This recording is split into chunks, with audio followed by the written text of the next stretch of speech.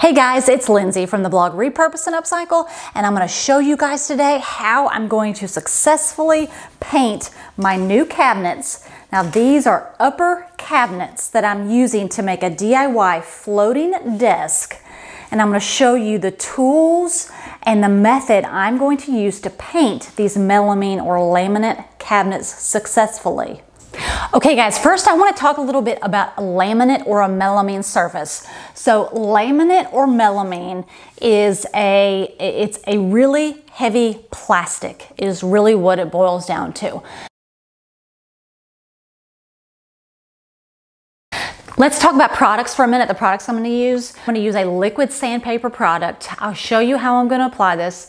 I'm just going to use a lint-free rag and just wipe this on, and it'll give it more of a small bit of grit, something for the primer to really bite onto or stick to. I am using a primer.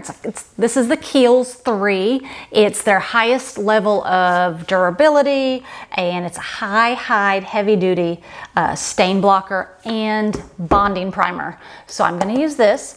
And then I'm going to go over it with, guys, I just bought a generic, it's Clark and Kensington paint from Ace Hardware. I am matching the color to our DIY feature wall. So I had to go and have that color mixed in this. And this isn't really a special paint, it's just a mid-grade latex paint that I'm gonna use.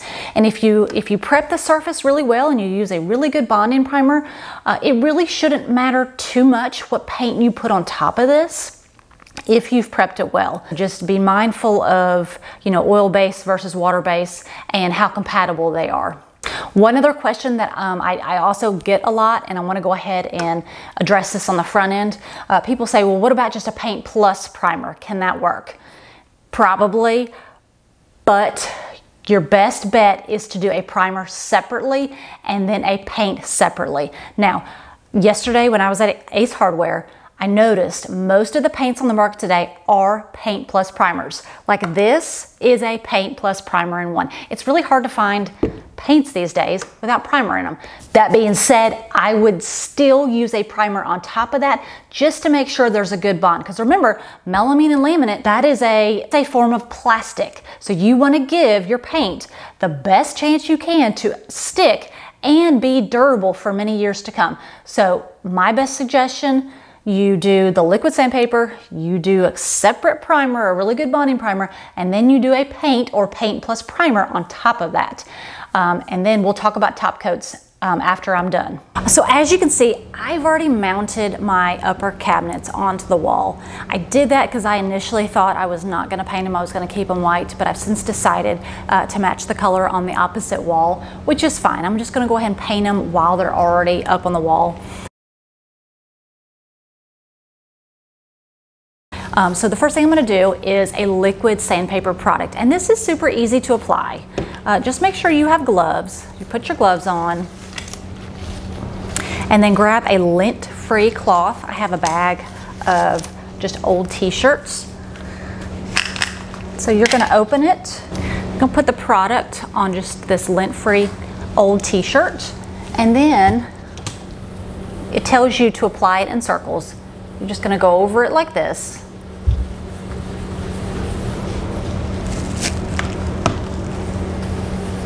And I'm going to go around both cabinets, and you're just going to continue to do the same application. After you apply the product, you're going to notice that it's a wee bit grittier. It's not as smooth, which is what you want. And by the way, I am not doing the inside of the cabinets. It's just a personal preference, and I've just decided not to do the inside. I'm just going to keep them white, but I am going to do the outside.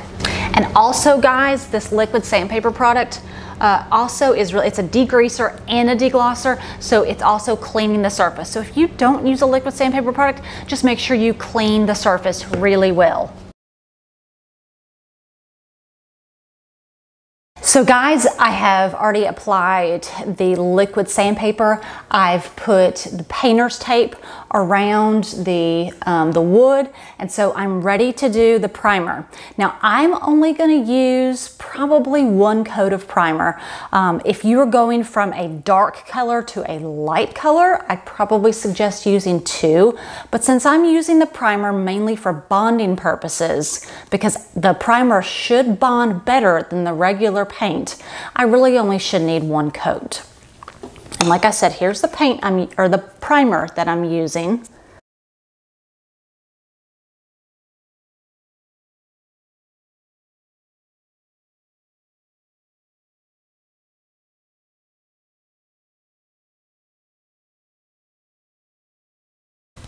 One thing guys, and this isn't 100% necessary, but once the primer is totally dry, and you'll notice as you put it on, it might look a little blotchy. That's okay, let it dry.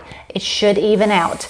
But if it's still, if it's not super smooth, like as smooth as you want it, which is kind of the case with this, because I'm going for an ultra modern look, like I want it to be just really sleek, and this is gonna be a modern floating desk. So one thing you can do, make sure the primer is totally dry. Then I am using an ultra fine sanding block, and I'm just gonna lightly sand it, and then I'm gonna go back over it with a tack cloth and just remove all the dust. And like I said, it doesn't take much, just a little bit, just ultra fine sanding block or sandpaper. And then once I do that, I'm just going to take a lint-free cloth or a tack cloth, and I'll just get the dust off. And then guys, it should be ready to go, and you should be ready to paint. I have smoothed this as much as I want it. The primer is dry. Like I said, I put one coat. You might need two coats depending on, especially if you're going from a dark color to a light color. But it is clean, it is primed, and we are now ready to paint. So I have my brush, and I have my paint, and this is a paint and primer product. You can just use a paint product. Like I said earlier, it seems like most paints these days are coming in a paint and primer product, and this is going to take at least two coats. Let me talk about paint for a minute. The best way to apply the paint is with a paint sprayer. That being said, a lot of times you either don't have a paint sprayer, or for like the base, it's just not feasible. Most people, if they use a paint sprayer, what they do is they use a brush for the actual base of the cabinets, and they spray the actual doors. They take the doors off and they spray the doors. I'm just gonna paint this entire thing. I'm hoping I'm gonna get a smooth enough finish. I should be able to, but I'm gonna show you. Don't get discouraged if on the first coat you see some brush strokes and it's not as smooth as you want. A lot of times that's pretty normal. It's normally the second or third coat that levels out and looks ultra smooth. So don't get discouraged, just keep going.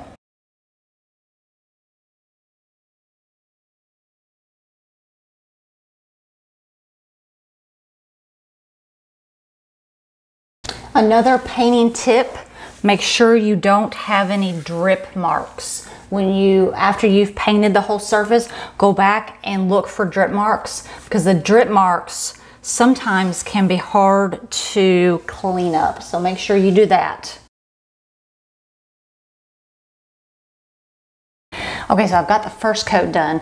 And one thing I did with the first coat, and I also did this with the primer, is I used this angled trim brush, and I use it to really get into all the little nooks and crannies and up on the edges. And so I did that with the primer and the first coat. Now for the second and possibly the third coat, I'm gonna use just a fine nap roller, just like this. And I'm gonna roll it on to get the smoothest finish I can get, because I found that if you're not going to use a sprayer is really probably the best thing you can use to get the smoothest finish, then use a roller, especially for the final coat.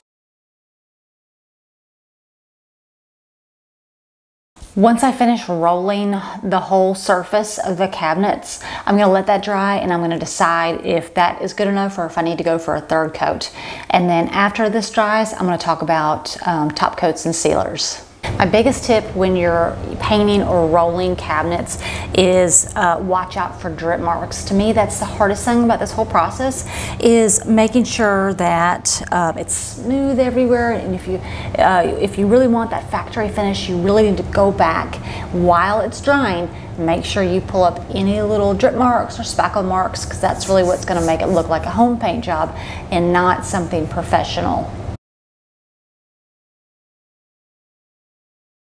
Okay, the last thing I want to talk about is top coats or sealers. These are super important if your paint requires it. As far as whether or not your paint requires it, that depends on what kind of paint you're using. Now, normally a latex paint, acrylic paint, an enamel paint, they will say that it's not necessary. That being said, if it's a super high traffic surface, you might want to go ahead and put a coat of polyacrylic or like a water-based polyurethane on top of it. I say water-based because I find that the oil-based urethanes tend to yellow over time. Now, if you're painting the surface yellow or it's a really dark color, you might not need to worry about that as much, but that's just my experience. The oil-based urethanes tend to yellow. So I generally always go with a water-based polyacrylic or a water-based polyurethane. Now, always look at whatever the manufacturer suggests. So this is what it says, is it's a latex acrylic enamel. Generally, those do not require a top coat. So I'm going to live with this for about, a few months just to see. It should stand up and hold up to the test of time, but we're going to find out. The best thing you could do is, after you've given the paint time to cure, and the cure time is normally a few days, do a little scratch test. Go inside somewhere where you're not going to see the paint and take your fingernail and lightly scratch it. And if it comes off, I would do a top coat. But if it doesn't, that paint should be good to go.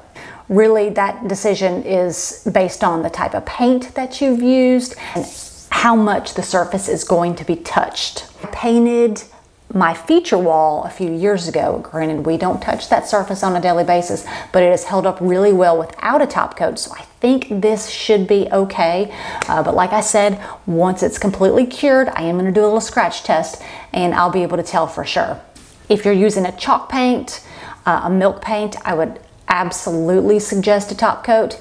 Like I say, those chalk paints and milk paints, they will tell you the recommended the recommended top coat, so I would go with that. One more big tip that I have is don't wait until the paint is completely dry before pulling the painter's tape off, because a lot of times it will yank that paint with it. So I normally wait 10 or 15 minutes and then I go ahead and pull the painter's tape while it's still sort of wet, just so when you pull it, it doesn't pull the paint with it. Thanks for watching, guys. I hope you've learned a few things about how to successfully paint laminate or melamine cabinets.